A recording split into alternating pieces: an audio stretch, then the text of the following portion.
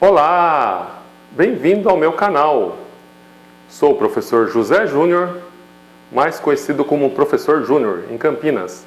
Agradeço à escola Instrutec, em Campinas, por ceder esse local para o meu canal. Cursos de semana e de final de semana, sábado e domingo. O link está embaixo do meu vídeo.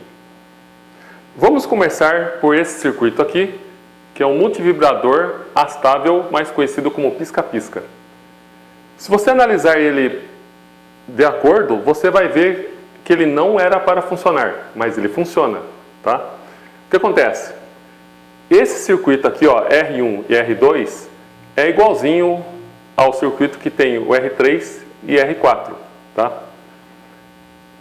Como que esse circuito funciona, né? Você tem que começar assim. Vamos supor, um desses dois capacitores tem que funcionar antes. O que é funcionar antes? Ele tem que carregar antes. Vamos chamar um capacitor de C1 e outro de C2, tá? Esse vamos chamar de C1 e esse vamos chamar de C2. Vamos supor que o C2 carregou primeiro. Ele vai carregar, vai polarizar a base do Q1.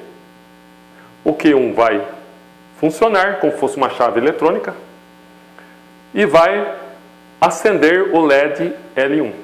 Até aí tudo bem, é conhecido esse funcionamento.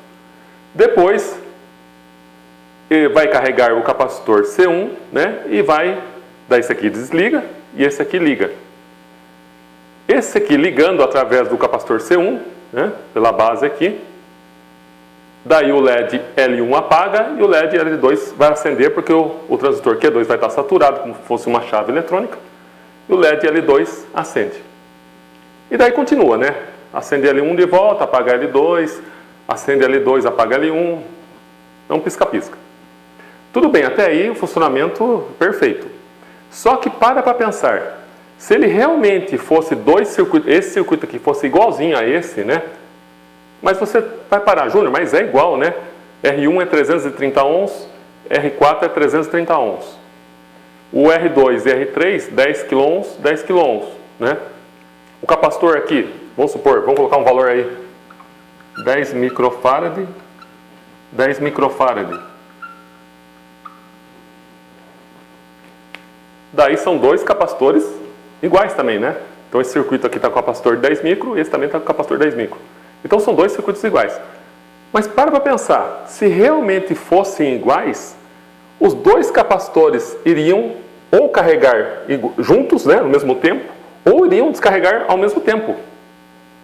Então, o que ia acontecer? Não iria ter a sequência de pisca-pisca. Porque para funcionar esse circuito, precisa um capacitor começar antes, ativar o transistor, né? Vamos supor, esse capacitor aqui, ele carrega antes, ele vai ligar, ele está ligado na base do Q1, o Q1 vai funcionar com uma chave eletrônica e acender esse LED. Depois vai acontecer isso com a outra parte.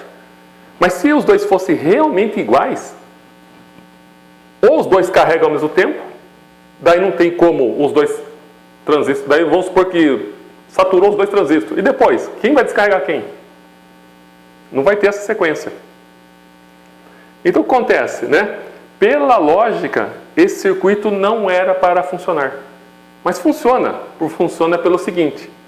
Se você pegar seu multímetro e colocar em escala de resistência e medir os dois resistores de 30 ohms, você vai ver que um vai dar, vamos supor, 329 ohms e o outro, vamos supor, 331 ohms. Pronto, já são diferentes. Se você fizer a mesma medição com resistores de 10K, R2 e R3, que são 10K, você vai ver que um pode dar no seu multímetro digital 9,99 quilons e o outro pode dar 10 quilons. Pronto, já são diferentes, não são iguaizinhos, né? E os transistores, a mesma coisa. Pode ser que o ganho de um seja diferente por coisa pouca, seja diferente do outro. E a mesma coisa acontece com os capacitores de 10 micro. Se você colocar ele num capacímetro, pode ser que um dá 9,98 microfarad e outro dê 10 microfarad. Pronto, já não são iguais, tá? Então, você marcando aqui, né, parece, né, você olha o número, 330, 10 quilons, 10 quilons, né? 10 micro, 10 micro, tem lógica. Só que se você monta e funciona, funciona. Funcionar é uma coisa, né? Mas na lógica, esses dois circuitos não são iguais. Que eu falei, monta isso aqui, funciona, coloca no seu multímetro os resistores, mede para você ver, pega um capacímetro, mede os dois capacitores, você vai ver que por pouca coisa são diferentes e também, né, o ganho do transistor também vai dar diferença. Daí eu deixo a dúvida para vocês, tá? Se isso aqui funciona porque fisicamente as peças realmente não são iguais, os valores chegam perto, mas não são iguais, como que isso aqui funciona num simulador? Porque vários softwares, né? Você digita lá, vamos supor esse valor aqui, 330, lá no software vai ser igualzinho, né? 10K, 10K, no caso aqui capacitores, 10 micro, o software era para fazer os valores serem iguais. Se eles fizessem iguais, esse circuito não funcionaria em software. Então, eu deixo para vocês responderem, né? Como que eles conseguiram fazer isso funcionar em software? Agradeço a atenção. Dê um like, se inscreva e fiquem com Deus!